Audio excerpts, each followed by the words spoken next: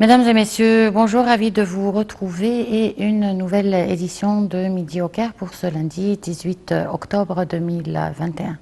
Le président Abdel Fattah al-Sisi a assisté dimanche à une cérémonie organisée par le ministère des Waqf ou des biens religieux musulmans pour la célébration de l'anniversaire de la naissance du prophète Mohammed, que Dieu le bénisse et le salue. On vous propose tout de suite un commentaire. Le président Abdel Fattah el-Sisi a assisté hier à la cérémonie organisée par le ministère del Waqf, célébrant l'anniversaire du prophète Mohammed al-Mawlid al-Nabawi à la salle del Manara au Nouveau-Caire.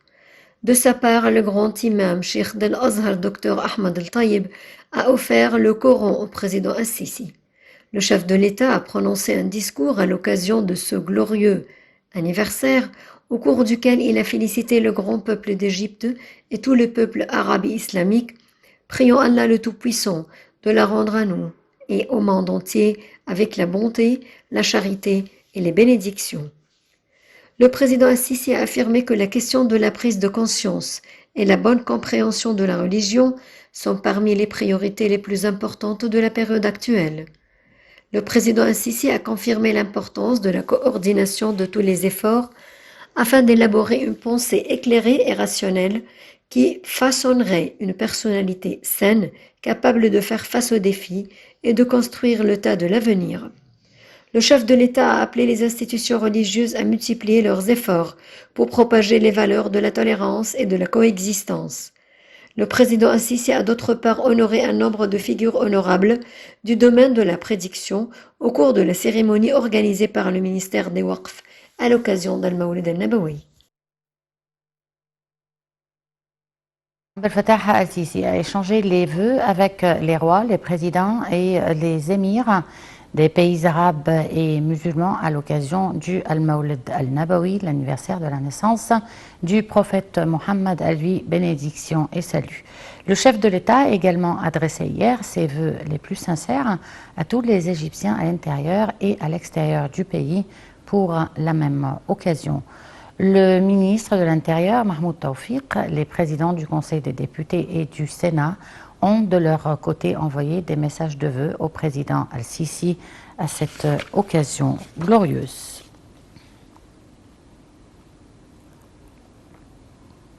Le ministre des Waqf, Mohamed Mokhtar Gouma, a offert au président Abdel Fattah al-Sisi les publications les plus récentes de la série Vision portant sur la correction des notions religieuses. Gouma a fait ce geste lors de la cérémonie du Al-Mawlid al-Nabawi tenue actuellement au centre des conférences de Manara au Nouveau-Caire en reconnaissance au rôle du président al-Sisi dans la construction de la patrie, dans le soutien du discours religieux centriste et dans l'amélioration des conditions scientifiques et matérielles des imams des mosquées.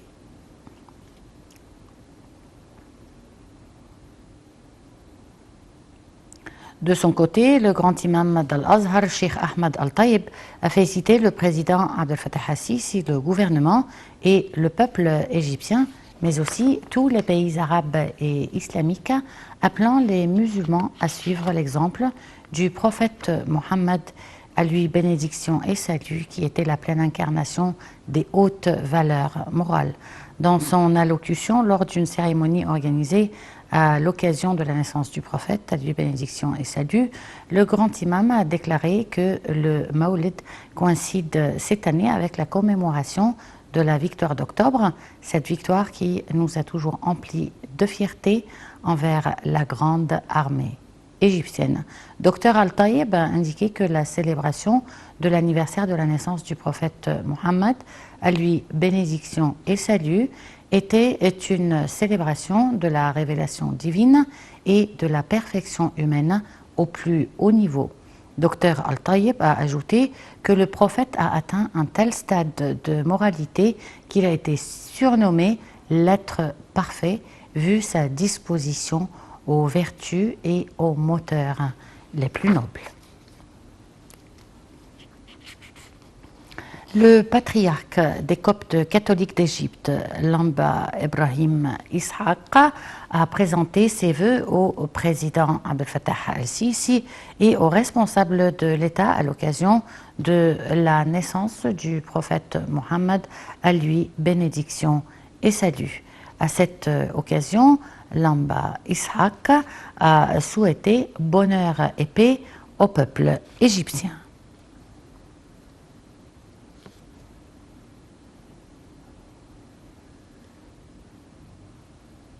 Le Premier ministre, Dr Mostafa Madbouli, a tenu une réunion hier pour faire le suivi du système d'eau potable produit au niveau de la République et les efforts déployés pour réduire les déchets qui en découlent. Un commentaire. Le Premier ministre Dr Mostafa Madbouli a tenu une réunion hier pour faire le suivi du système d'eau potable produit au niveau de la République et les efforts pour réduire les déchets qui en découlent, en présence de Dr Assem Al-Ghazzar, ministre du Logement, Dr Saïd Ismail, adjoint ministre du Logement pour les infrastructures, et l'ingénieur Mamdouh Raslen, président de la holding pour l'eau potable et l'assainissement. Au début de la réunion, le Premier ministre a évoqué les efforts intégrés de l'État pour préserver nos ressources en eau et en maximiser l'utilisation, soulignant à cet égard la nécessité d'élargir la disponibilité des pièces économes en eau et de les installer dans diverses installations et immeubles. Au cours de la réunion, Dr Assem Al-Ghazzar a fait une présentation sur le système de production d'eau potable géré par la société Holding pour l'eau potable et l'eau usée et ses filiales, notant que la capacité de production totale moyenne des stations s'élève à environ 24,85 millions de mètres cubes par jour à travers 2732 stations de production entre l'usine de surface, l'artésienne et l'usine de dessalement, où l'eau produite à partir des usines de surface représente 88%, tandis que 11% est produite à partir d'usines artésiennes et le reste provient d'usines de dessalement. La Haute Commission de la gestion de la crise du coronavirus a décidé d'interdire à tout employé non vacciné l'accès au siège de son travail. Cette décision doit être appliquée à compter du 15 novembre, faute de quoi la personne non vaccinée doit effectuer un test PCR chaque semaine. Aucun citoyen ne sera donc admis dans les institutions gouvernementales après le 1er décembre qu'avec une preuve de sa vaccination. La Commission a en outre donné son feu vert afin de rouvrir les lieux d'ablution annexés aux mosquées tout en préservant les mesures de prévention. Le Premier ministre, Mostafa Madbouli, a insisté lors de la réunion sur l'importance de fournir les doses de vaccins requis dans les plus brefs délais à tous les gouvernorats, tout en sensibilisant les citoyens à la nécessité de recevoir le vaccin anti-Covid en prévision d'une nouvelle vague hivernale.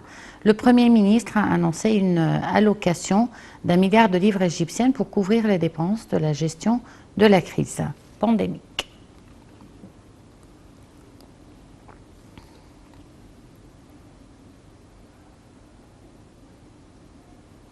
Le ministre des Affaires étrangères, Sameh Shoukry, a reçu hier le ministre britannique du Moyen-Orient et de l'Afrique du Nord, James Calverley. Les deux responsables ont examiné plusieurs dossiers régionaux, en particulier la cause palestinienne et la situation en Libye, en Syrie et au Liban. M. Shoukry a passé en revue les efforts déployés par l'Égypte pour instaurer la paix et la stabilité dans la région. De son côté, le ministre britannique a affirmé l'attachement de son pays à renforcer les relations avec l'Égypte en tant que partenaire stratégique de la Grande-Bretagne, louant le rôle égyptien dans le soutien des piliers de la sécurité et de la stabilité au Moyen-Orient.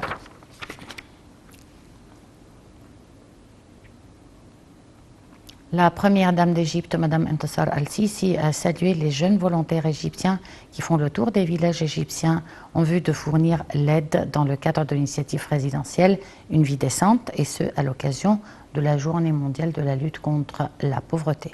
Sur sa page officielle sur les réseaux sociaux, l'épouse du chef de l'État a déclaré que la lutte contre la pauvreté incarnait en son essence les plus nobles principes humains qui renforcent l'esprit de la solidarité et scellent le droit de toute personne à une vie décente.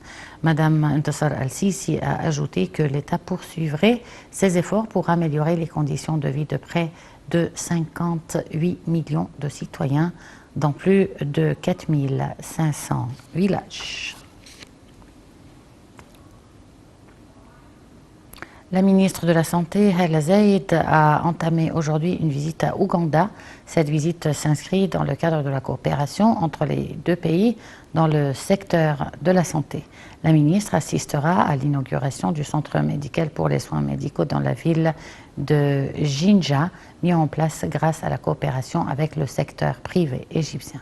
Le porte-parole du ministère de la Santé a affirmé l'attachement de l'Égypte à fournir le plein soutien afin de développer le système sanitaire en Ouganda et dans tous les pays africains à la lumière des relations étroites reliant l'Égypte et tous les pays africains.